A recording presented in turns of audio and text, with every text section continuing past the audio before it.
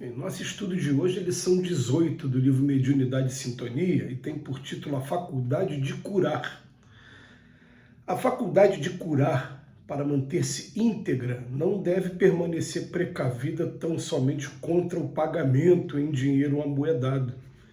Há outras gratificações negativas a que lhe cabe renunciar a fim de que não seja corroída por paixões arrazoadas que começam nos primeiros sinais do personalismo excessivo. Imprescindível saber olvidar o vinho venenoso da bajulação, a propaganda jactanciosa, o perigoso elixir da lisonja e a aprovação alheia como paga espiritual. Quem se propõe a auxiliar os enfermos há que saber respirar no convívio da humildade sincera, equilibrando-se a cada instante na determinação de servir. Para curar, é preciso trazer o coração por vaso transbordante de amor, e quem realmente ama não encontra ensejo de reclamar.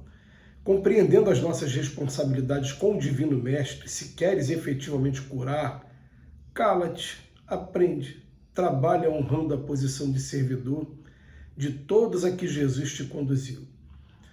Auxilia os ricos e os pobres, como quem sabe que fartura excessiva ou carência asfixiante são igualmente enfermidades que nos compete socorrer. Ampara aos amigos e aos adversários, aos alegres e aos tristes, aos melhores e aos menos bons, como quem compreende na terra a valiosa oficina de reajuste e elevação. Reconheçamos que toda a honra pertence ao Senhor, de quem não passamos de apagados e imperfeitos servidores. Não te afastes da dependência do eterno benfeitor e, movimentando os próprios recursos, a benefício dos que te cercam, guardemos a certeza de que, curando, seremos curados por nossa vez, soerguendo-nos, enfim, para a vitória real do Espírito em cuja luz os monstros da penúria e da vaidade, da ignorância e do orgulho não mais nos conseguirão alcançar. O Emmanuel chama a atenção nossa hoje, em primeiro lugar, para os médiuns que trabalham, entre aspas, na cura. E algumas pessoas perguntam, o que é isso? Quem são esses médiuns que trabalham na cura? E a gente vai dizer assim, né?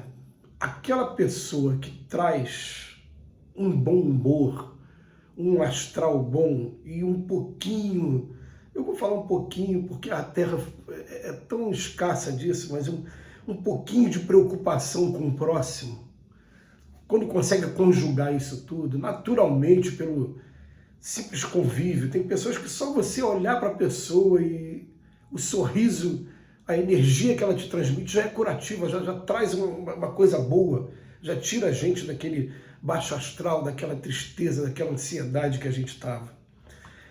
Tem pessoas que trazem isso naturalmente. No meu caso, pessoal, eu fui informado desde muito cedo que eu teria até um compromisso para trabalhar nesse campo, né? No campo, entre aspas, da cura. Quem não é espírita, de repente, não entende o que a gente está querendo dizer, por isso que ele está falando entre aspas. Mas por quê? Porque essa vibração você tem. Cabe agora você aprender a transmitir para as pessoas. E aí eu fui convidado não só para ficar no passe do salão, mas também no passe de cura também, que é o passe de saúde hoje, né? Tem gente usando um termo diferente, né? Que consiste no quê? Consiste numa sala reservada, em que a pessoa que está precisando, ou por alguma enfermidade física, ou por algum momento emocional, às vezes as enfermidades do espírito, né? De espírito, muitas das vezes também, a pessoa procura o passe de cura, e é um momento em que a gente entra em oração, e normalmente a gente vai fazer, dentro das técnicas ensinadas pelos nossos espíritos, amigos, mentores, um trabalho de, em primeiro lugar, você faz um trabalho dispersivo, que é um trabalho para tirar os fluidos negativos que a pessoa possa estar trazendo, impregnados no seu corpo físico, no seu corpo astral. Num segundo momento, você vai mentalizar que você está colocando tudo que tiver de melhor, de mais amor dentro de você. É esse o segredo que eles pedem para a gente. Procura o que tem mais de amor nesse momento, porque é a gente aqui que vai fazer o trabalho, os espíritos aqui que nós vamos manipular esses fluidos todos para poder promover o alívio daquela pessoa que está procurando. E logo em seguida você vai harmonizar, né? E aí o que acontece? Essa lição que o Emmanuel está trazendo para a gente é uma lição bem interessante, porque a gente não tem que fugir apenas da paga estudando aquele capítulo da mediunidade gratuita, né? O último texto desse capítulo fala assim, tem um gênero de mediunidade que ainda exige maior atenção, é a mediunidade curativa, porque o médico, ele dá aqui, o fruto daquilo que ele estudou. O magnetizador, ele vai usar o próprio fluido pessoal. Agora, o médio de cura, não, o médio de cura é o fluido que os espíritos estão trabalhando através de você. É como se eu fosse aqui uma espécie de laboratório, um enfermeiro, mas o médico de verdade é o espírito que está do meu lado trabalhando. A gente não tem o direito de colocar preço nisso, nunca, jamais colocar preço. Mas o Emmanuel vem estender esse preço também à vaidade, à lisonja, aquilo que pode ser atrapalhado pelos elogios que a gente vai recebendo. Eu vou falar de um caso pessoal meu, que é um caso que, entre vários, é um que a gente acaba elegendo para falar, os outros a gente fica meio constrangido de falar, porque cada vez que a gente fala, a gente está falando de um ser humano, de uma pessoa, mas teve um menino que veio tomar passe, e ele só tomava passe comigo, porque já me disseram que o meu fluido é voltado mais para o lado físico, né, para os órgãos físicos do corpo humano.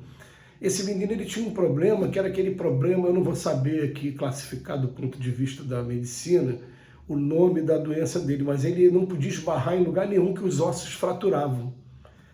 E ele começou a tomar passe com a gente, toda semana ele caía na minha cadeira, e eu fazia o trabalho ali concentrado, até que um belo dia a mãe vem chorosa, emocionada, falando, olha, meu filho está curado e ele está indo para a Unicamp, porque o pessoal da Unicamp quer descobrir o que aconteceu com esse menino, eles querem estudar esse fenômeno, o que se modificou, porque eles têm os exames antes com o diagnóstico e agora como ficou de repente, o que aconteceu. E eu naquele momento eu fiquei, meu Deus, né, que bom, né, fui eu, e aí os espíritos puxaram a orelha e falaram, foi você coisa nenhuma, fomos nós aqui. E para a gente tomar muito cuidado para a gente não deixar a nossa vaidade tomar conta nesse momento, porque na verdade nós somos apenas intermediários. Eles até explicam o seguinte, existe um aparelho no plano espiritual chamado psicoscópio, que o André Luiz até faz referência no livro Ação e Reação, e esse aparelho, ele serve para medir a capacidade, agora eu falei ação e reação, não me lembro se é no ação e reação ou se é nos domínios da mediunidade, um dos dois. Mas mede a capacidade magnética que nós temos. O magnetismo é neutro. Se eu tiver uma capacidade magnética que for medida, por exemplo, em 15, se eu for fazer o mal, eu só vou usar os 15 que eu tenho, porque o magnetismo é neutro, eu posso usar para o bem como para o mal. Se eu tenho muito magnetismo e eu desejo alguma coisa ruim para os outros, aquela pessoa pode se sentir mal, ela vai sentir dor de cabeça, vai sentir falta de ar, vai sentir mal-estar, vai ter. Agora, quando for para usar o bem, os espíritos vêm do meu lado e somatizam. Então, vamos supor aqui no exemplo fictício que eu só tenho 15, mas o paciente está precisando de 50. Os espíritos vêm e completam aqueles 35 que faltam para mim, para eu poder estar proporcionando aqui o tratamento adequado para essa pessoa. Dentro do campo da matemática dá para entender mais ou menos, né?